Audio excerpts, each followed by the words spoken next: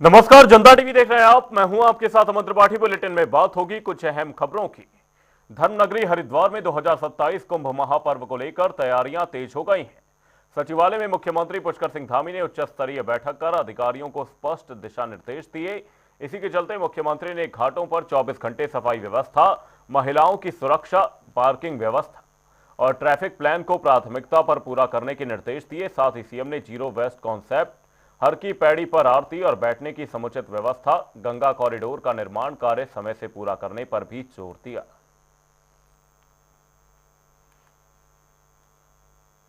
धर्मनगरी हरिद्वार में 2027 कुंभ के आयोजन की तैयारियों को लेकर मुख्यमंत्री पुष्कर सिंह धामी ने बड़ी बैठक की। इस दौरान जनप्रतिनिधियों और सभी 13 जिलों के आला अधिकारियों के साथ समीक्षा कर सीएम ने साफ निर्देश दिए कि श्रद्धालुओं को किसी भी तरह की परेशानी न हो। नए घाट और अन्य सुविधाओं की पूरी जानकारी लेते हुए मुख्यमंत्री ने कुंभ से पहले व्यवस्थाएं समय पर दुरुस्त करने पर जोर दिया। 2027 में जो हमारा हरिद्वार में कुंभ प्रस्तावित है, उसको लेकर आज सभी जनप्रतिनिधियों के साथ, सभी अधिकारियों के साथ, सभी जिलों के अधिकारियों के साथ आज विस्तृत रूप से उसकी तैयारियों के संबंध में बैठक हुई है। और ये कुंभ हमारा बहुत अच्छा हो, भव्य हो, सुविधाजनक हो, सुरक्षा की दृष्टि से अच्छा हो, लोगों को आवागमन में भी किसी प्रकार की कोई परेशानी न हो, अवस्थापना सुविधाएं अच्छी हों, नए घाट बने, नए पार्किंग स्थल बने, अनेक जो निर्माण कार्य हमारे शौचालय से लेकर जो होने हैं, बिजली, पानी, अन्य सुविधाएं जो बननी हैं, उसके संबंध में बहुत व्यापक रूप से तैयारियां हमने प्रारंभ कर दी हैं। और साधु संतों का भी इसमें हम आशीर्वाद लेकर, उनका मार्गदर्शन लेकर इस कुंभ को बहुत ऐतिहासिक बनाने के लिए हमने काम प्रारंभ कर दिया है। उत्तराखंड में आई भीषण आपदा ने जनजीवन को गहरी चोट पहुंचाई है। कई क्षेत्रों में बादल फटने और भारी बारिश ने कहर बरपाया है, जिससे सड़कों और पुलों को भारी नुकसान हुआ है। वहीं मुख्यमंत्री पुष्कर सिंह धामी ने बताया कि आपदा प्रभावित इलाकों में राहत और व्यवस्थाओं को सुचारू करने के लिए विभाग लगातार कार्यरत है और केंद्र और राज्य सरकार मिलकर हालात सामान्य करने में जुटी हुई है। केंद्र सरकार ने भी भरोसा दिलाया है कि आपदाग्रस्त इलाकों में हर संभव मदद राज्य को उपलब्ध कराई जाएगी। आकलन अभी कर रहे हैं और नुकसान है, बहुत बड़ा नुकसान है। इस बार काफ़ी नुकसान हुआ है और सभी देख ही रहे हैं कि पूरे प्रदेश के अंदर आपदा है। कहीं जल भराव है, कहीं लैंडस्लाइड है, कहीं पर बादल फट रहे हैं, अनेक प्रकार की, कहीं कहीं पर चूँकि पुलों को, सड़कों को, सरकारी संपत्तियों को, निजी संपत्तियों को जनहानि भी हुई है और वैसे भी हानि हुई है, सभी प्रकार की हानि हुई है इसमें।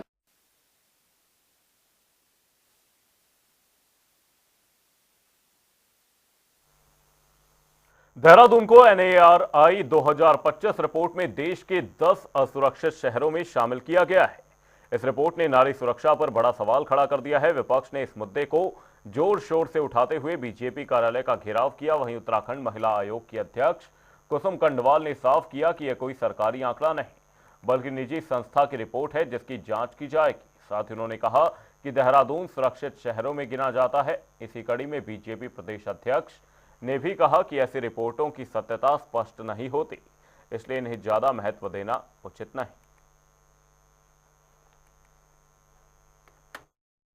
बेटी पढ़ाओ बेटी बढ़ाओ का नारा देने वाली भाजपा की डबल इंजन सरकार ने उत्तराखंड को आज शर्मसार कर दिया है। जैसा कि टाइम्स ऑफ इंडिया और अखबारों में एक खबर छपी है राष्ट्रीय महिला आयोग के सौजन्य से कि देश के 5 जो सबसे असुरक्षित शहर हैं महिलाओं के लिए, उनमें जो है देहरादून का नाम टॉप पर है। तो ये उत्तराखंड वासी होने के नाते हमारे लिए जो है बड़ा कष्टदायक है कि हमारा प्रदेश, जिसे हम देवभूमि कहते हैं, वो महिलाओं के लिए असुरक्षित हो गया है। और ये हाल तब है जबकि आधे से ज़्यादा अपराध पुलिस लिख ही नहीं रही है, भगा दे रही है लोगों को, एप्लीकेंटों को, जो एप्लीकेशन लेके आ रहे हैं, रिपोर्ट लिखाने आ रहे हैं, उनको भगा दे रही है। ये कोई रिपोर्ट नहीं है, एक प्रकार से किसी चैनल द्वारा कुछ चीज़ों को चर्चा किया गया है, एक पत्रिका ने उसको दिखाया है। लेकिन जितनी सुरक्षित उत्तराखंड में खास मातृशक्ति हमेशा और राज्यों की अपेक्षा उत्तराखंड हमेशा सुरक्षित रही है। हर समय वो सेवा अपना समय चाहे जॉब में, प्राइवेट सेक्टर में, जहाँ भी काम करती है, और किसी प्रकार का कोई भय नहीं होना चाहिए।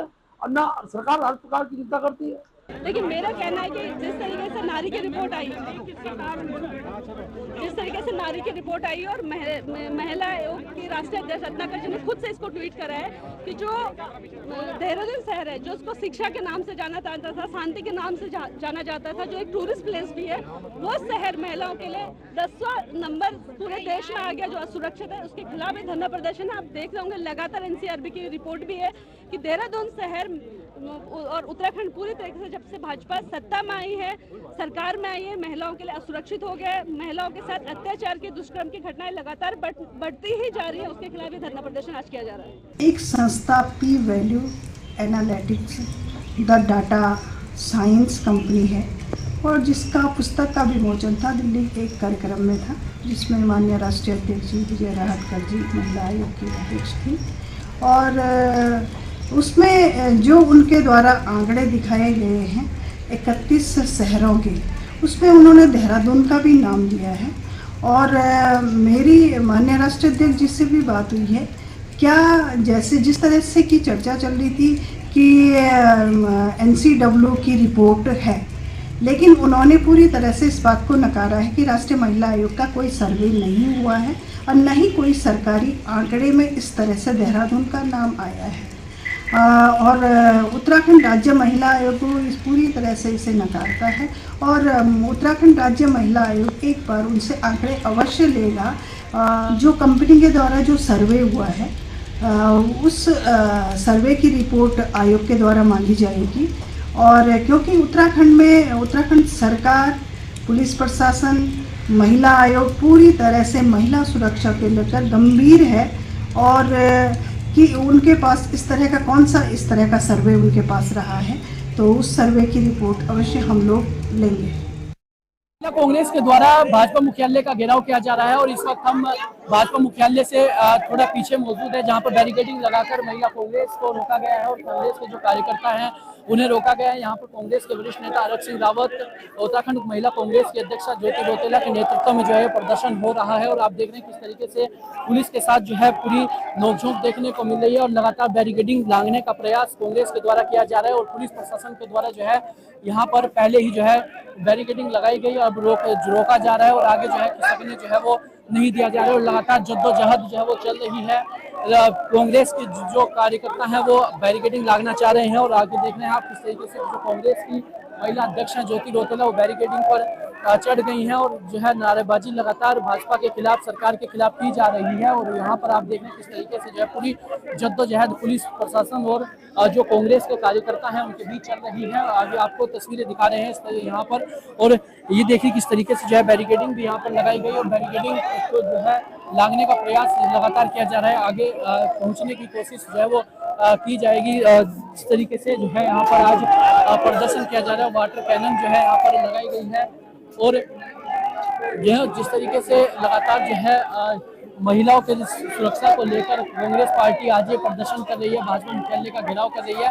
और जो हाल ही में एक रिपोर्ट सामने आई जिसमें कि ये कहा गया कि देश के 10 असुरक्षित शहरों में देहरादून जो है वो शामिल है, उसको लेकर के भी जो है यहाँ पर ये प्रदर्शन कांग्रेस के द्वारा किया गया। और आप देखें किस तरीके से जो है पुलिस प्रशासन और जो है कांग्रेस के जो कार्यकर्ता हैं उनके बीच जो है जद्दोजहद लगातार हो रही है। और यहाँ पर आप देख रहे हो किस तरीके से जो है पूरा मामला जो है वो बिगड़ता हुआ दिखाई दे रहा है। किस तरीके से जो है बैरिकेडिंग को लांघने का प्रयास लगातार जो है वो किया जा रहा है। पुलिस में जो है कांग्रेस कार्यकर्ताओं को जो है डेढ़ने का काम कर रहे हैं, और अभी बातचीत भी करेंगे कांग्रेस की ज्योति रौतेला यहाँ पर है, उनसे बातचीत करने का प्रयास करेंगे किस तरीके से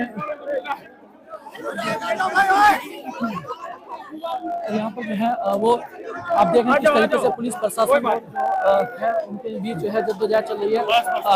हमारे साथ आरक सिंह रावत जी हैं। सर, जिस तरीके से आज कांग्रेस पार्टी भाजपा मुख्यालय का घेराव कर रही है, नारी की जो रिपोर्ट आई है, एक रिपोर्ट जिसमें 10 असुरक्षित शहरों में देहरादून को शामिल किया है, क्या कुछ कहेंगे आप, किस तरीके से लेंगे? यस, बिल्कुल असुरक्षित शहर है। नारी महिला आयोग की रिपोर्ट है, ये महिला सर लेकिन जो महिला आयोग के अध्यक्ष हैं वो कह रही हैं कि ये रिपोर्ट जो है वो बिल्कुल परसेप्शन बेस है, ये ऐसी कोई रिपोर्ट जो है राष्ट्रीय महिला आयोग की तरफ से नहीं लाई गई है।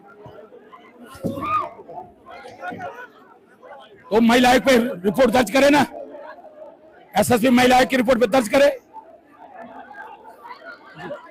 तो ये देखिए किस तरीके से जो है यहाँ पर लगातार जो है जद्दोजहद चल रही है और जो पुलिस प्रशासन के द्वारा लगातार कांग्रेस के जो कार्यकर्ता हैं उन्हें पीछे धकेलने का काम किया जा रहा है और यहाँ पर कांग्रेस के जो कार्यकर्ता हैं, जो नेता हैं, वो लगातार बैरिकेडिंग को लांघने का प्रयास जो है वो कर रहे हैं और पूरी जद्दोजहद जो है पुलिस प्रशासन और कांग्रेस के कार्यकर्ताओं के बीच देखने को जो है वो मिल रही है। और इस वक्त जो है बड़ी संख्या में पुलिस प्रशासन भी यहाँ पर मौजूद है। अब आगे किस तरीके से मामला आगे बढ़ता है और हाल ही में क्योंकि जिस तरीके से लगातार एक तरीके से देखा जाए तो प्रदेश में पहले जो है भाजपा ने कांग्रेस कार्यालय का घेराव किया था और आज जो है कांग्रेस ने भाजपा मुख्यालय का घेराव कर रहा है, तो ऐसे में जो है अब आगे ये मामला और भी कितना बढ़ता है, तमाम चीजें देखने वाली होंगी। अपने सहयोगी रोहित के साथ वरुण सैनी, जनता टीवी, देहरादून।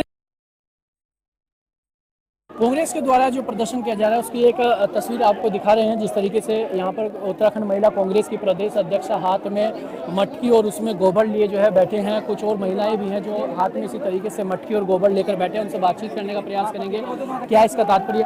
मैम, आज जो ये मटका आप हाथ में लेकर बैठे हैं जिसमें गोबर भी दिख रहा है, इसका क्या तात्पर्य, क्या उद्देश्य है? देखिए, भाजपा के जो लोग हैं उनका दिमाग पूरी तरीके से दूषित हो चुका है।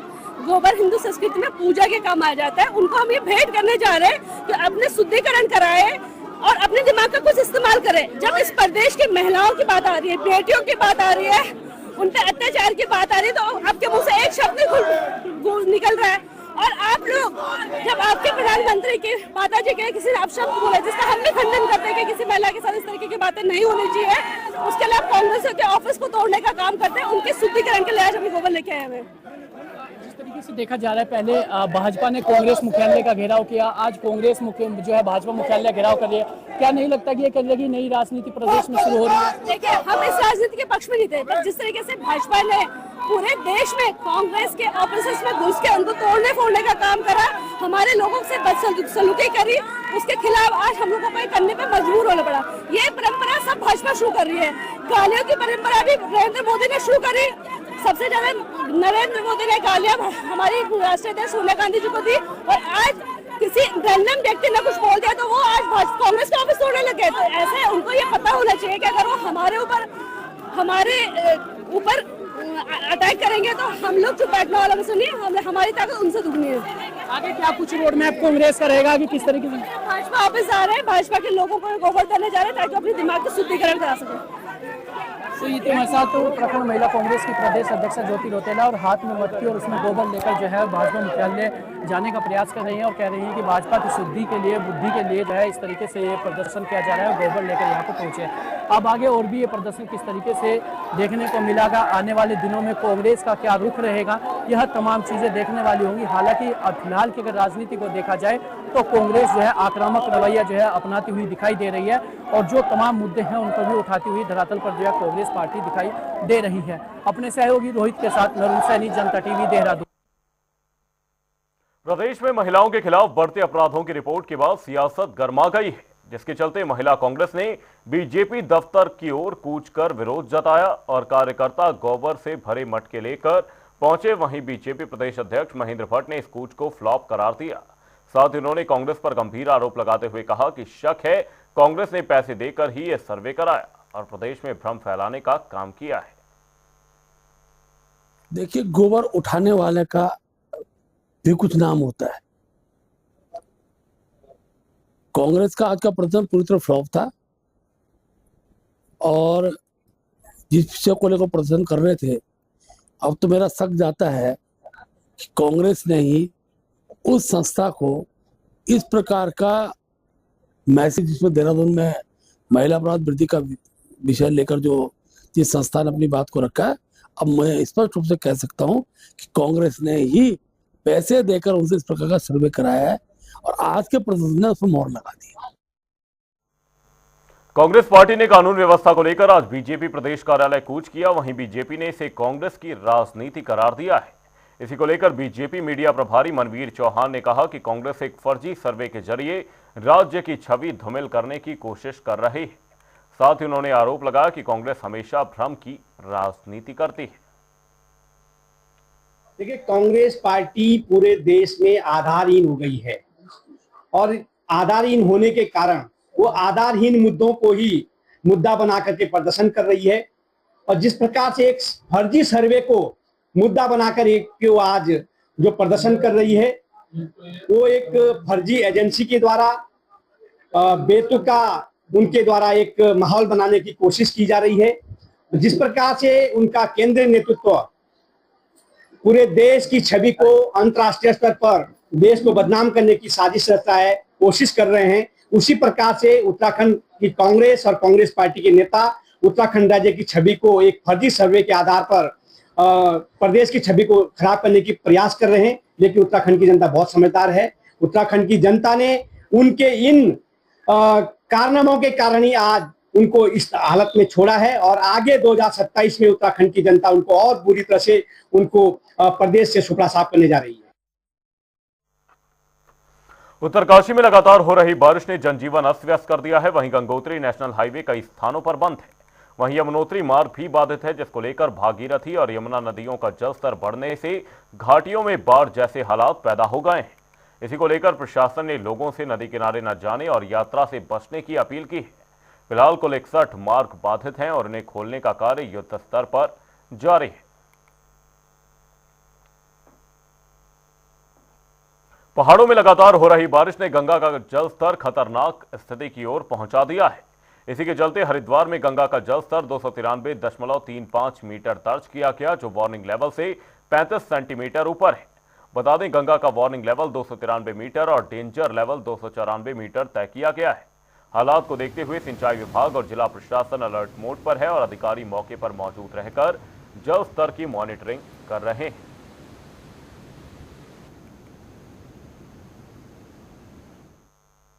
इस टाइम जो हमारा जो डिस्चार्ज जो इस टाइम में भीमगढ़ बैराज का जो लेवल चल रहा है 293-35 चल रहा है, लेकिन मैक्सिमम ये 293-65 तक गया था रात।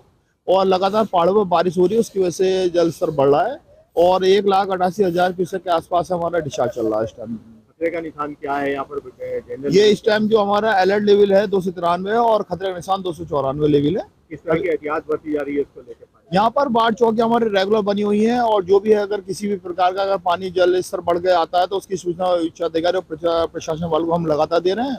और प्रशासन वाले भी है ना लगातार गंगा के आसपास लोगों को जाने के लिए मना कर रहे हैं कि जिससे कि किसी तरह की अपघटना घटित ना हो सके। जिला प्रशासन संपर्क में है आपसे? हाँ बिल्कुल, लगातार पूरी तरह से संपर्क में। धर्मनगरी हरिद्वार में प्रस्तावित महायोजना 2041 और बस अड्डे के स्थानांतरण के खिलाफ आज व्यापारी सड़कों पर उतरे। इस दौरान अपर रोड पर प्रांतीय उद्योग व्यापार मंडल के बैनर तले जिला महामंत्री संजय त्रिवाल की अध्यक्षता और संरक्षक तेज प्रकाश साहू के संचालन में विरोध प्रदर्शन किया गया, जिसके चलते प्रदर्शन में बड़ी संख्या में व्यापारी प्रतिनिधि शामिल हुए। वहीं जिला महामंत्री संजय त्रिवाल ने कहा कि हरिद्वार एक पौराणिक तीर्थ स्थल है, न कि केवल पर्यटन स्थल। हर साल कांवड़ मेला समेत अन्य आयोजनों में करोड़ों श्रद्धालु इन्हीं गलियों और बाजारों से होकर गुजरते हैं। करने के लिए हम बिल्कुल विरोध में है। अंग्रेज देखो में थे दोनों रेलवे स्टेशन बस अड्डा आमने सामने लगाते थे। इस बस अड्डे में चारों तरफ इतनी सरकारी जमीन है और सब नगर पालिका की नगर निगम की जमीन है।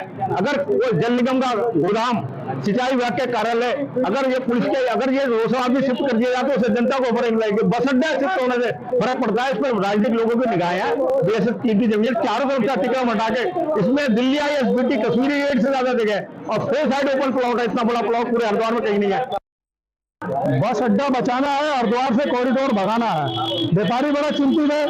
एक साथ प्रशासन ने हमारी नींद हराम कर दी, व्यापारियों को बड़ा चिंतित कर दिया। व्यापारी बड़ा परेशान है, बड़ा दुखदायी है। स्थिति बिल्कुल क्लियर नहीं हो रही बाजारों के अंदर, प्रशासन की तरफ से, शासन की तरफ से, न सरकार की तरफ से स्थिति क्लियर हो रही। अरे क्लियर तो करो भाई, दुकानें हमारी कितनी रहेंगी कितनी नहीं रहेंगी।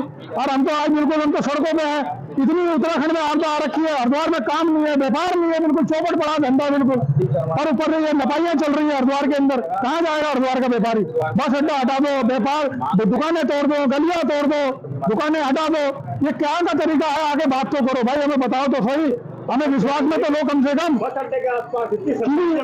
बाजारों को बचाने की हमारी तैयारी चल रही है। हम सड़कों पे आ गए, हमारे परिवार डरे हुए, हमारी दुकानें कल को रहेंगी, हमारी रोजी रोटी रहेगी नहीं रहेगी। अरे स्थिति क्लियर तो करो, प्रशासन से हमारी डिमांड है, निवेदन है सरकार से भी, हाथ जोड़ के जिलाधिकारी से भी निवेदन है, हमें मजबूर ना करें आंदोलन करने में, हमें बाजारों बंद करने में, आंदोलन करने में हमें मजबूर ना करें। यूथ कांग्रेस में उत्तराखंड को बड़ा प्रतिनिधित्व मिला है। बता दें कि हल्द्वानी की युवा नेता मीमांसा आर्य को यूथ कांग्रेस का राष्ट्रीय सचिव नियुक्त किया गया है। इस उपलब्धि पर हल्द्वानी शहर में हजारों लोगों की मौजूदगी में भव्य स्वागत रैली निकाली गई, जिसमें ढोल नगाड़ों और जोशीले नारों के बीच शहरवासी और कांग्रेस कार्यकर्ता सड़कों पर उमड़ पड़े। इस मौके पर मीमांसा आर्य ने कांग्रेस नेतृत्व का आभार जताते हुए कहा कि यह सम्मान पूरे उत्तराखंड के युवाओं का है। वहीं कांग्रेस विधायक सुमित हृदयेश ने भी इस क्षण को राज्य के लिए गर्व का बताया। नहीं, हमारी तो बहन है, हमारी बिटिया है और बहुत ही होनहार है। तो मैं राष्ट्रीय नेतृत्व को विशेष बधाई देता हूं कि मीमांसा जैसी लड़की जो जब से कांग्रेस में आई 2017 में, मुझे याद है मेरी माताजी के आशीर्वाद से इसको NSUI का हमने टिकट दिलाया था, छात्र संगठन का अध्यक्ष लड़ी, जीती नहीं। लेकिन कई लोग होते हैं जो चुनाव लड़ते हैं, हार जाए या जीत जाए तो घर बैठ जाते हैं। लेकिन ये जो हमारी बहन है, इसने लगातार प्रदेश भर में और जहाँ भी इसकी ड्यूटी लगाई गई कांग्रेस के लिए संघर्ष करा, कांग्रेस का परचम लेकर चलती। मैं बहुत ही गर्व महसूस करती हूँ सर्वप्रथम में कि भारतीय युवा कांग्रेस का हिस्सा हूँ और बहुत धन्यवाद देती हूँ हमारे राष्ट्रीय प्रभारी कृष्णा लवारू जी का और हमारे राष्ट्रीय अध्यक्ष उदय भानु छिब जी का, हमारे जननायक, हमारे जननेता राहुल गांधी जी का, कि उनकी एक सोच थी कि किस तरह से हमारे कांग्रेस पार्टी में युवाओं की हिस्सेदारी ज़्यादा से ज़्यादा बढ़ सके और भारतीय युवा कांग्रेस से अच्छा माध्यम कुछ और नहीं हो सकता। और जिस तरह से मध्यम वर्ग के परिवार के जो बच्चे हैं जिनके अंदर काबिलियत है राजनीति करने की, जिनके अंदर काबिलियत है लोगों के लिए काम करने की, उनको आगे बढ़ाने का काम भारतीय युवा कांग्रेस करती आ रही है। और उसका सबसे बड़ा उदाहरण मैं हूँ, क्योंकि मेरे घर में, मेरे परिवार में कोई भी पॉलिटिकल बैकग्राउंड से नहीं था, लेकिन जिस तरह से हमने लगातार संगठन के लिए काम किया उसको आज एक सराहना मिली है और बहुत धन्यवाद करना चाहती हूँ। और बस यही कहना चाहती हूँ कि जिस तरह से भाजपा ने जनता को बिल्कुल परेशान करके रख दिया है, गरीब जनता परेशान है, अलग अलग विभागों में आए दिन हड़तालें होती रहती हैं, विरोध प्रदर्शन होते रहते हैं, बस उन सभी के खिलाफ अब हमने आवाज़ बुलंद करनी है। और लगातार कांग्रेस पार्टी काम करते आ रही है और अब मात्र सिर्फ 1.5 साल बचा है 2027 के चुनावों में, और उसमें भारतीय युवा कांग्रेस की एक अहम भूमिका रहेगी हमेशा की तरह, और कांग्रेस पार्टी का झंडा हम बुलंद करेंगे और 2027 में सरकार बनाएंगे। बुलेटिन में फिलहाल के लिए सिर्फ इतना ही। रुकेंगे एक छोटे से ब्रेक के लिए। देखते रहिए जनता टीवी।